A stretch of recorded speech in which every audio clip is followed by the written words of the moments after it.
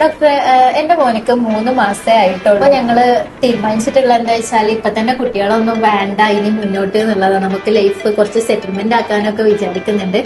പക്ഷെ അതിനിപ്പോ ഞാൻ എന്താ ചെയ്യണ്ടേ? കാരണം ഇപ്പൊ ഒരുപാട് റെമഡീസ് ഞാൻ നോക്കുന്നുണ്ട്, യൂട്യൂബ് വഴിയൊക്കെ ഞാൻ നോക്കുന്നുണ്ട്.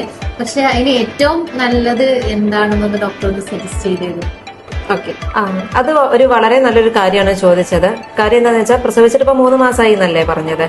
ഒരു കുഞ്ഞ് ജനിച്ചു കഴിഞ്ഞ് അതിന് 6 മാസം ആവുന്നത് വരെ എക്സ്ക്ലൂസീവ് ബ്രസ്റ്റ് ഫീഡിംഗ് ആണ് പറയുന്നത്. അതായത് മുലപ്പാല് മാത്രമേ കുഞ്ഞിന് കൊടുക്കാൻ പാടുള്ളൂ. കുഞ്ഞിന് 2 വയസ്സാവുന്നത് വരെ മാക്സിമം നമ്മള് ഭക്ഷണം നൽകുന്നതിനോടൊപ്പം തന്നെ മുലപ്പാല് നൽകാൻ പ്രത്യേകം ശ്രദ്ധിക്കണം. ആ സമയത്ത് നമ്മൾ മാക്സിമം നെക്സ്റ്റ് പ്രഗ്നൻസി ഡിലേ ചെയ്യുന്നത് വളരെയധികം നല്ലതാണ്.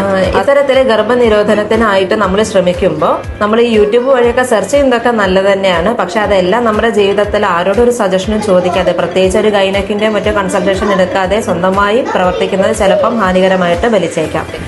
ഇത്തരത്തില് ഗർഭം നിരോധിക്കാനായിട്ട് പലതരം മാർഗങ്ങൾ അവൈലബിൾ ആണ്. അതായത് റെഗുലർ ആയിട്ട് നമുക്ക് ഹോർമോൺ പിൽസ് യൂസ് ചെയ്തിട്ട് ഗർഭനിരോധന മാർഗമായിട്ട് സ്വീകരിക്കാം.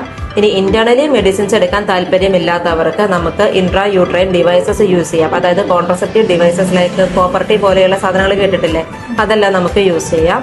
ഇനിയിപ്പോ യൂട്രസിനകത്തേക്കും ഒന്ന് ചെയ്യാൻ പേടിയാണ്, അതല്ലെങ്കിൽ താല്പര്യമില്ല എന്നുണ്ടെങ്കിൽ നമുക്ക് കോമൺ ആയിട്ട് പ്രാക്ടീസ് ചെയ്ത് വരുന്ന കോണ്ടംസ് ധാരാളമായിട്ട് യൂസ് ചെയ്യാം. എന്നാൽ തന്നെയും നമ്മൾ അതിനകത്തെ ഒരു സേഫ്റ്റി നമ്മൾ കാണേണ്ടതുണ്ട്. കോണ്ടംസ് യൂസ് ചെയ്യുമ്പോൾ may be chance for conception ഒരു 10% അവിടെ കിടക്കുന്നുണ്ട്.